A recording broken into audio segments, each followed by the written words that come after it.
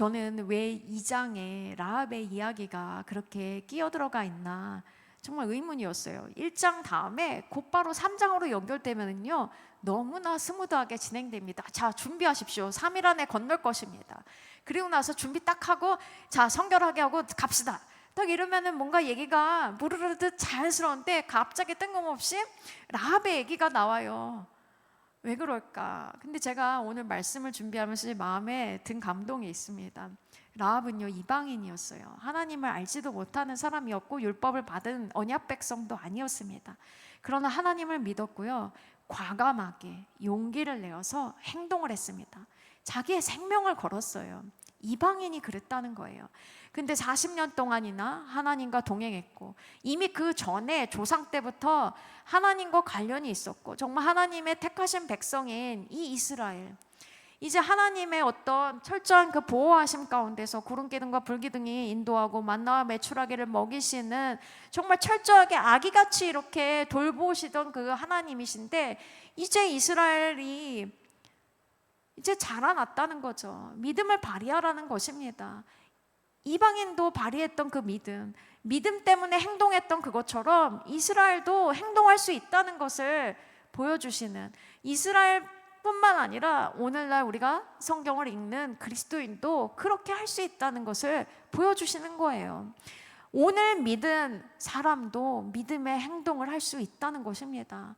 믿음의 행동, 그것은 정말 주님을 신뢰하기 때문에 하는 거잖아요. 제사장들 어떤 마음으로 발을 내디뎠을까요? 우리가 그것은 자세히 알지 못하지만 이들의 행동만큼은 진실했어요. 정말로 발을 내딛었으니까요. 그리고 흘러오던 그 물이 멈춰질 수 있는데 그들이 아무것도 한 건 없죠. 그러나 하나님께서는 그들의 믿음의 행동을 보셨습니다. 그리고 하나님께서 일해 주신 것이죠. 여러분, 우리의 인생 가운데 이러한 일들이 있기를 원합니다. 하나님이 인도하셔서 우리가 행하는 일들이 있습니다. 저도 하나님이 인도하셔서 정말 주님께서 저를 이렇게 인도하셨지 하고 하는 일들이 있잖아요. 저희 가족에게도 그러한 일들이 있어요. 근데 위기가 닥쳐오고 어려움이 닥쳐오면 정말로 주님께서 이걸 인도하신 것이 맞나? 이런 생각이 들 때가 있습니다. 믿음의 시련이 오는 거죠. 시험에 빠질 수 있는 거예요. 근데 정말로 하나님께서 인도하셨고 말씀하신 거라면 과감하게 용기를 낼 필요가 있습니다. 필요가 있는 정도가 아니라 그렇게 믿음의 행동을 해야 일이 된다는 거예요. 왜냐하면 이제 우리는 어린아이가 아니거든요.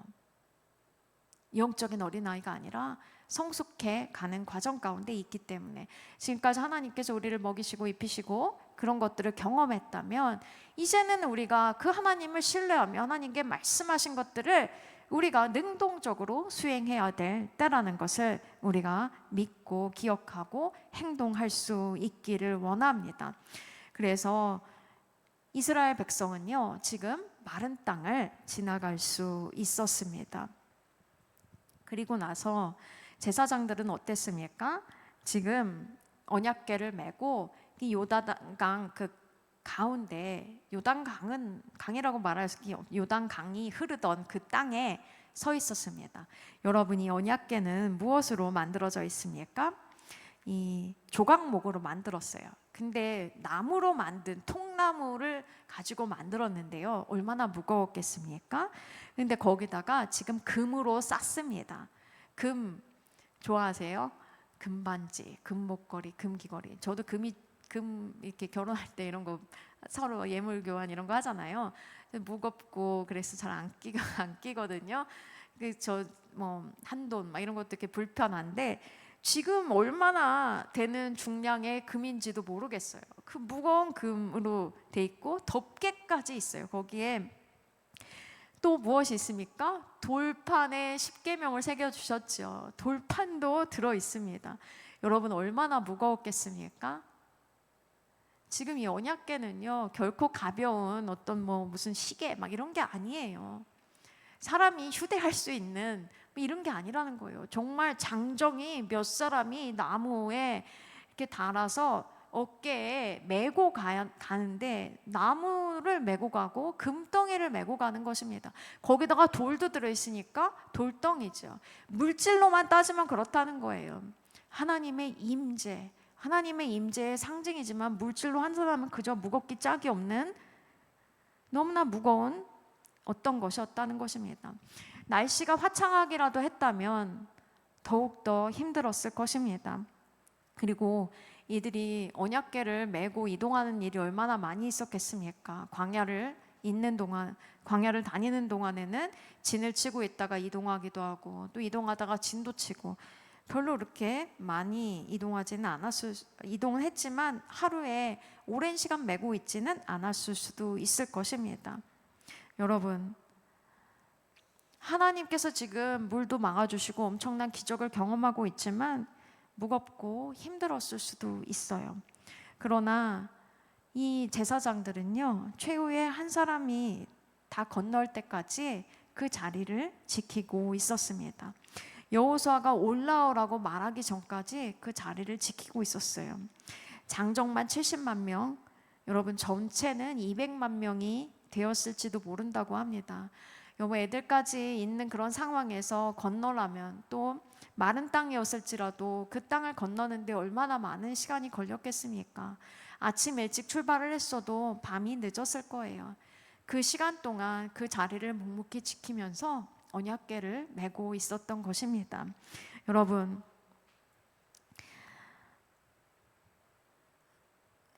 이 제사장들의 헌신, 이 헌신은요, 그냥 일회적인 헌신이 아니었던 거예요. 끈질긴 헌신이었던 것입니다.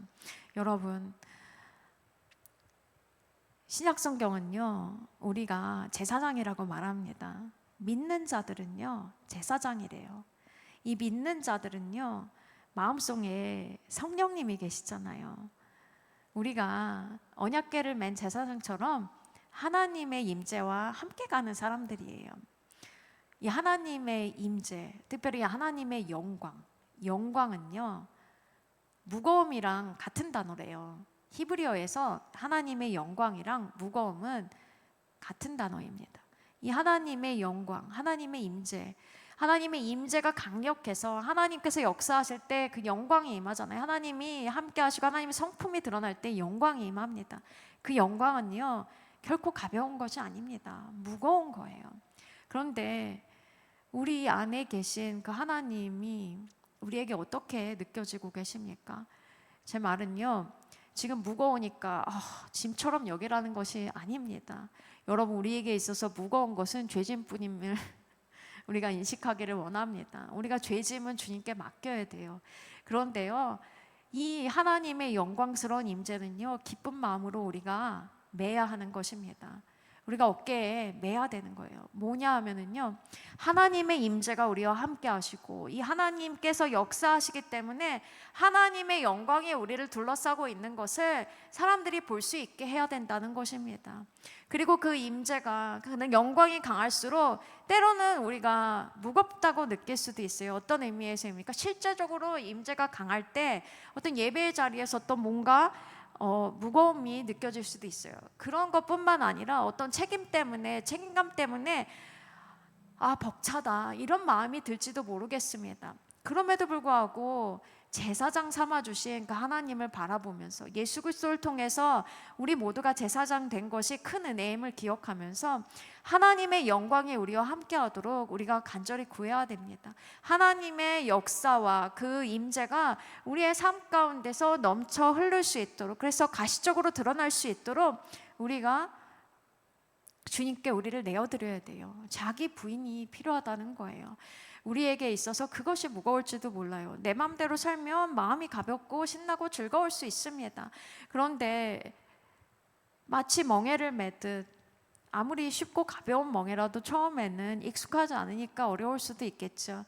멍에를 매듯 우리의 뜻대로, 우리의 힘대로 살아가는 것이 아니라 주님의 뜻대로 살아가기를 결단하고 주님의 인도하심을 따르기로 결단하면서 주님의 멍에를 메고 가는 것입니다. 그러면 나를 부인하기 때문에 어쩌면 힘들 수도 있어요. 그래서 무겁다고 느낄지도 모릅니다. 근데 그것이 지나가면 정말 하나님의 임재가 우리와 함께하기 때문에, 그 임재로 함께하시는 주님께서 역사하기 때문에 성령님을 인한 그 하나님의 영광으로 인해서 무거움을 느낄 거예요. 그것은 감사의 무거움이 될 것이고 기쁨의 무거움이 될 것입니다. 그리고 그 영광이 우리와 함께 할 때 진실로 사람들이 하나님이 살아계시구나 하는 것을 경험할 수 있게 될 것입니다. 여러분, 우리가 이 제사장들, 언약궤를 메고 서 있었던 그 제사장들처럼 그런 사람이 되기를 원합니다. 특별히 가정 가운데 1세대 기독교인들이 있습니다. 위에 아무도 믿은 사람이 없고 형제 자매 가운데도 믿은 사람이 없는데 내가 집안에서 처음으로 예수님을 믿은 사람이다. 그러면 때로는 그것이 마음에 어려움이 될 수도 있어요. 왜냐하면 내가 예수님을 믿는 것을 아무도 이해하지 못하고 때로는 그것 때문에 나를 비난하기도 하고 조롱하기도 하는 일들이 벌어질 수도 있습니다. 그럼에도 불구하고 계속해서 주님을 바라보고 정말 이 가정의 제사장 삼으신 분이 바로 주님이십니다 라고 그렇게 날마다 선포하면서 자기 자리를 지켜야 되는 거예요. 어떤 자리입니까? 기도의 자리입니다. 가족들이 구원받을 수 있도록 중보의 자리를 지켜야 되는 것이죠. 가족들이 다 요단을 건너서 정말 하나님 나라에 입성하듯 구원의 그 은혜를 받을 때까지 그렇게 기도해야 되는 것입니다. 때로는 응답이 느려서 낙심하고 싶을 때도 있을 거예요. 그러나 낙심하지 말고 그 자리를 지킬 때 이스라엘 백성들이 다 요단을 건너서 약속의 땅에 들어갔던 것처럼 그 기도를 통해서 하나님께서 가족 구원을 이루실 것입니다. 믿으십니까? 정말 주 예수를 믿으라. 그리하면 너와 네 집이 구원을 받으리라 한 그 말씀이 응답되게 될 것입니다. 그뿐이 아닙니다. 1세대 기독교인 뿐만 아니고 또 우리가 또 책임을 맡은 사람들이 있죠. 셀장 아니면 어떤 회사에서도 신우의 리더, 이렇게 리더를 되신 분들, 리더십이 되신 분들 어떻습니까? 변하지 않는 사람들, 정말 자기 마음대로 계속 하는 것 같은 그 사람들을 위해서 그래도 리더로 하나님께서 세워주셨다고 기도할 때 어떻습니까? 무겁고 힘들다. 이 기도는 언제 끝날 것인가? 언제 응답될 것인가? 이런 생각이 들 때도 있을 것입니다. 그럼에도 불구하고 그 자리를 지켜야 하겠습니다. 그럴 때 주님께서 정말 그 자리에 세우신 목적을 달성하게 되실 것입니다. 우리 교회도 그렇습니다. 때로는 우리가 이곳에 있는 것이 정말 주님이 보내서 왔는데 왜 우리는 이곳에 있어야 하는 것인가 라는 생각이 들 때도 있습니다. 그러나 우리는 이 자리에서 정말 하나님의 일이 다 이루어지기까지 여호수아가 올라오라 말하는 순간까지 제사장들이 기다렸던 것처럼 하나님께서 이제 됐다, 이제 거기서 이제 나와서 다른 곳을 이동하자, 그때까지 우리는 이 자리를 지키고 예배를 드리며 정말 주님께서 이루기를 원하시는 일들이 다 이루어지도록 주님의 영광이 더욱 우리 가운데 임할 수 있도록 그렇게 기도하며 기대하며 기다려야 될 줄로 믿습니다. 여러분, 여호수아가 이제 올라오라 이렇게 말을 하니까 어떤 일이 벌어졌습니까? 이제 사람들, 이 제사장들이 올라와서 요단에서 나와서 발바닥으로 육지를 밟았습니다. 그러자 갑자기 이제 멈춰있던 물이 다시 흐르게 되었고 요단 강에 물이 넘쳐서 언덕을 넘치게 되었다고 그렇게 말씀합니다. 여러분, 이 요단강을 건너는 사건, 이스라엘 백성에게는요, 이 물이 멈추는 사건은 첫 번째 사건이 아니었습니다. 이미 이들이 출애굽할 때 한 번 더 경험했죠. 홍해가 갈라졌어요. 그런데 차이점이 있습니다. 여러분, 이스라엘 백성들은요, 물론 하나님 우리를 구해 주십시오 이렇게 그 노예 상태에서 기도했습니다. 하나님께 부르짖었습니다. 그리고 모세를 보내셔서 기적을 일으키셨죠. 기적을 먼저 경험했어요. 그리고 다 같이 나왔고 홍해가 앞에 있을 때 우리 왜 이렇게 된 거야 이렇게 했을 때 모세가 기도했습니다. 그랬더니 하나님께서 바람을 불어일으키셔서 그래서 홍해가 다 갈라졌어요. 물이 벽처럼 되었대요. 그리고 그 길을 지나갔습니다. 그리고 나서 하나님께서 율법을 주시고 그들이 거룩한 백성이 될 수 있도록 인도해 주셨죠. 그런데 지금은 어떠합니까? 지금은 그 과정이 다 반대로 뒤집어졌어요. 아까 보셨죠? 지금 하나님이 말씀을 주셨습니다. 말씀을 따라가라고 하시고 성결하라고 하셨어요. 거룩을 나중에 이루셨다면 출애굽에서는 거룩이 맨 마지막, 기적이 맨 처음이었고 거룩이 맨 마지막이었다면 지금 말씀을 따라가라고 하시면서 먼저 거룩하라고, 성결하라고 그렇게 말씀하셨습니다. 그 성결한 다음에 믿음으로 발걸음을 내디디니까 기적을 경험했던 거예요. 바뀐 거예요. 여러분, 우리도 신앙이 어렸을 때 맨 처음 예수님 믿었을 때는 어떻습니까? 생각만 해도 막 이루어지고, 저는 그랬던 날들이 많아요. 어쩌면 기도만 하면 이렇게 응답이 빨리 이루어지는지, 제가 영적으로 굉장히 어떤 존재인 줄 막 굉장히 약간 착각에 빠질 뻔한 그런 어떤 교만했던 존재였죠. 그런데 시간이 지날수록 기도가 더 응답이 안 되는 것 같고, 도대체 기적도 안 일어나는 것 같고, 도대체 이게 무엇인가 라는 생각이 듭니다.